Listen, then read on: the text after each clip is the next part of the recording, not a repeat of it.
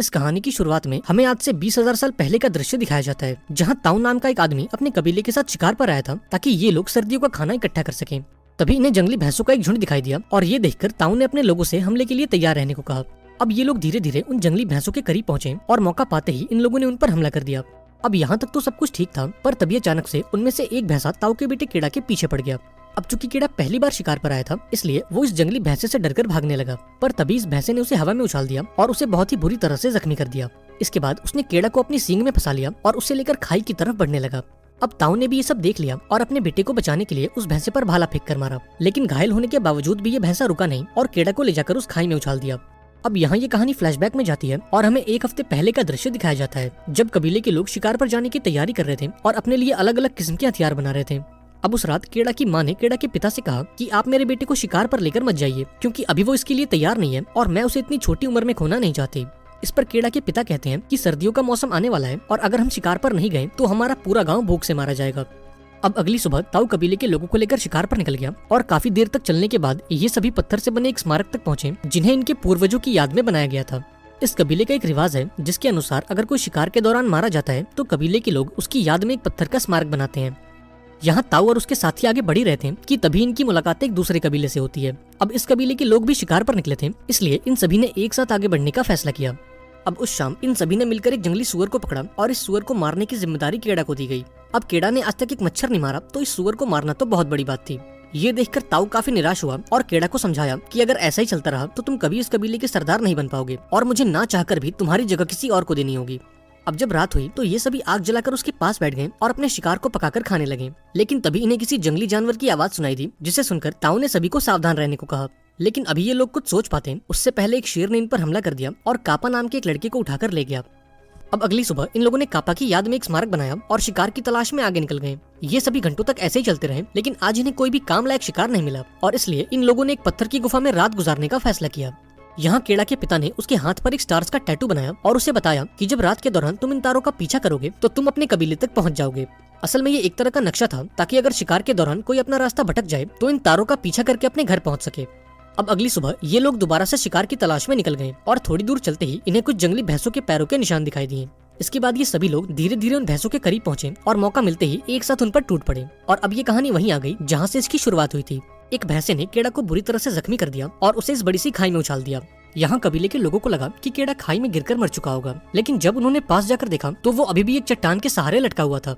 लेकिन अभी ये लोग उसे बचा पाते कि तभी केड़ा का हाथ फिसल गया और वो नीचे खाई में जाने लगा, पर खुशकिस्मती से वो सीधा खाई में नहीं गिरा और पत्थरों से टकराता हुआ एक चट्टान पर जाकर बेहोश हो गया।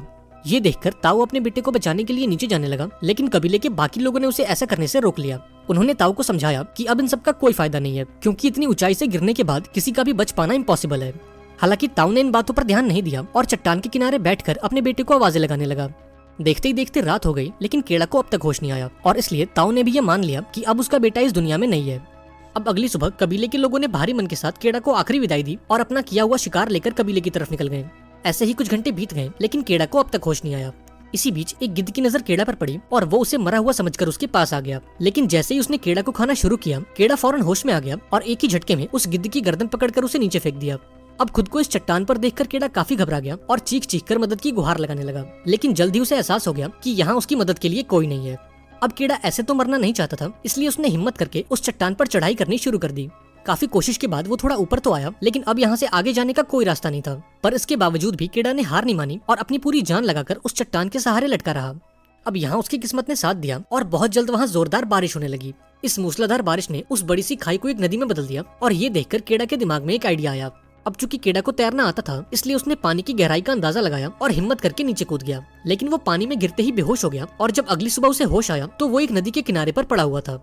अब केड़ा जिंदा तो बच गया था, लेकिन उसके पाँव की हालत इतनी खराब थी कि वो उसे ठीक से हिला तक नहीं पा रहा था। दरअसल इतनी ऊंचाई से गिरने के चलते उसके पाँव की हड्डी खिसक चुकी थी और उसका पाँव पूरी तरह से सूज चुका था।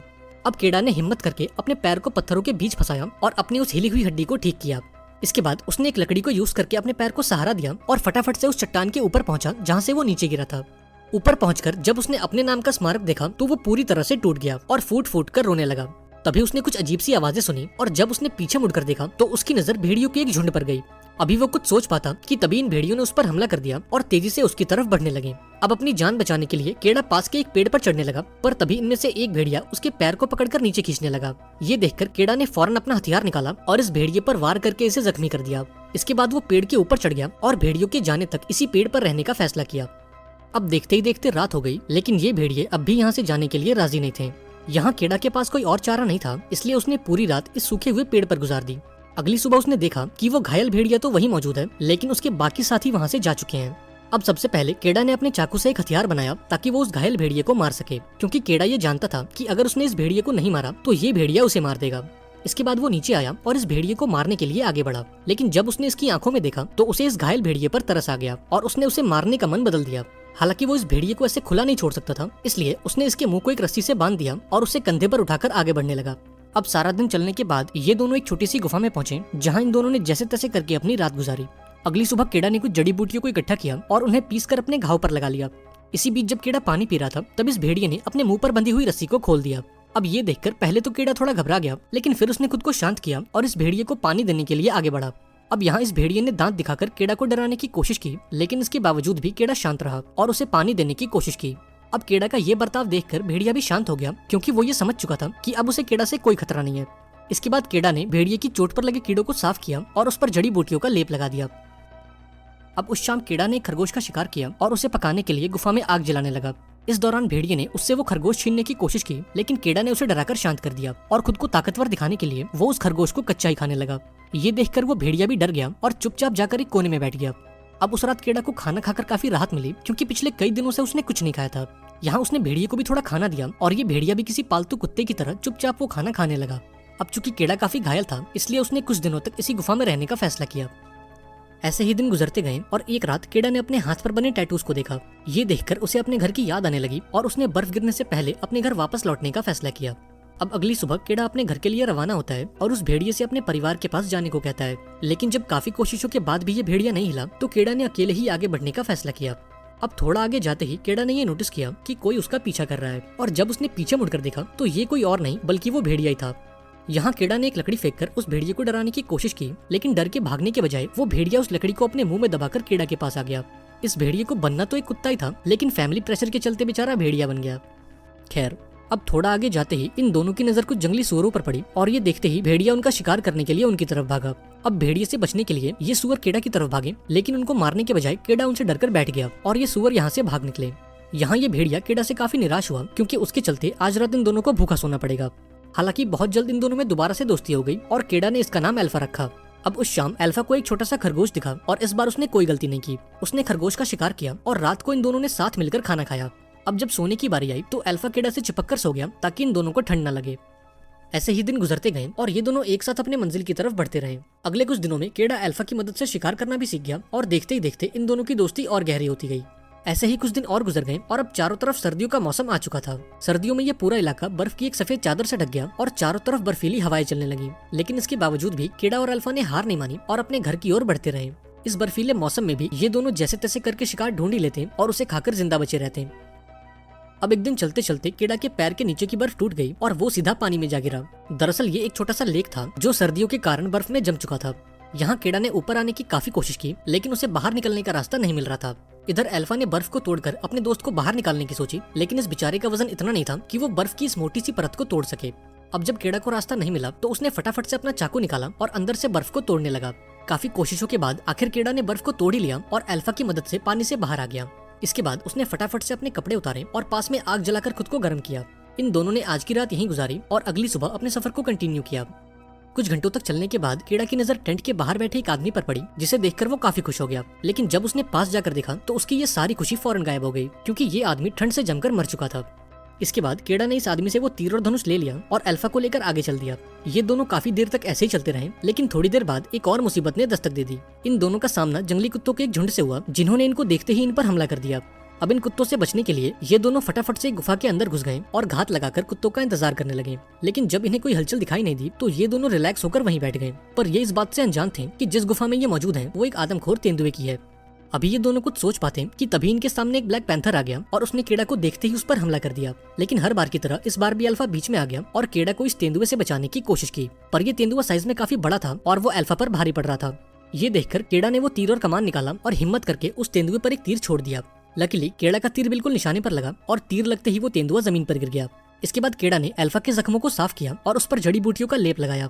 केड़ा अल्फा का शुक्रगुजार था क्योंकि इस सफर में न जाने कितनी बार अल्फा ने उसकी जान बचाई थी और इसलिए वो अल्फा को अपने साथ घर ले जाना चाहता था। अगली सुबह इन दोनों ने दोबारा से अपने सफर को कंटिन्यू किया और धीरे धीरे आगे बढ़ते रहे। कई घंटों तक चलने के बाद आखिर में केड़ा को वो स्मारक दिखाई दिया जिन्हें हमने मूवी की शुरुआत में देखा था, और इसका मतलब ये था कि अब ये दोनों अपनी मंजिल के काफी करीब हैं। ये देखकर केड़ा काफी खुश हुआ और आगे बढ़ना जारी रखा, लेकिन इसी बीच अल्फा जमीन पर गिर गया क्योंकि अपने जख्मों के चलते वो काफी कमजोर हो चुका था। ये देखकर केड़ा समझ गया कि अब अल्फा अपने पैरों पर नहीं चल पाएगा, इसलिए उसने अल्फा को अपनी गोद में उठा लिया और धीरे धीरे आगे बढ़ने लगा। आखिरकार उसकी ये मेहनत रंग लाई और एक जगह पर पहुंचकर उसे दूर से अपनी बस्ती दिखाई दी। इतने दिनों बाद अपनी बस्ती को देखकर केड़ा की खुशी का तो ठिकाना नहीं था। इसके बाद वो फटाफट से अपनी बस्ती में पहुंचा, जहां पहुंचते ही वो जमीन पर गिर गया। अब जब केड़ा के माता पिता ने उसे देखा तो उनके पैरों तले जमीन खिसक गई और उन्होंने फौरन केड़ा को अपने गले से लगा लिया। यहाँ केड़ा ने ताऊ से कहा कि वो किसी भी हालत में अल्फा को जिंदा बचा लें, और इतना कहते ही वो बेहोश हो गया। कुछ घंटों बाद जब केड़ा को होश आया तो वो अपने घर के अंदर मौजूद था और अल्फा भी उसके बगल में लेटा हुआ था। यहाँ उसे ये बात पता लगी कि अल्फा ने कुछ छोटे बच्चों को जन्म दिया है। इसका मतलब ये था कि अल्फा एक मादा भेड़िया है और इस पूरे सफर के दौरान वो पेट से थी। इसके बावजूद भी उसने हर कदम पर केड़ा का साथ दिया और ना जाने कितनी बार उसकी जान बचाई। ये जानकर केड़ा के दिल में अल्फा के लिए प्यार और बढ़ गया और उसने अल्फा को गले से लगा लिया।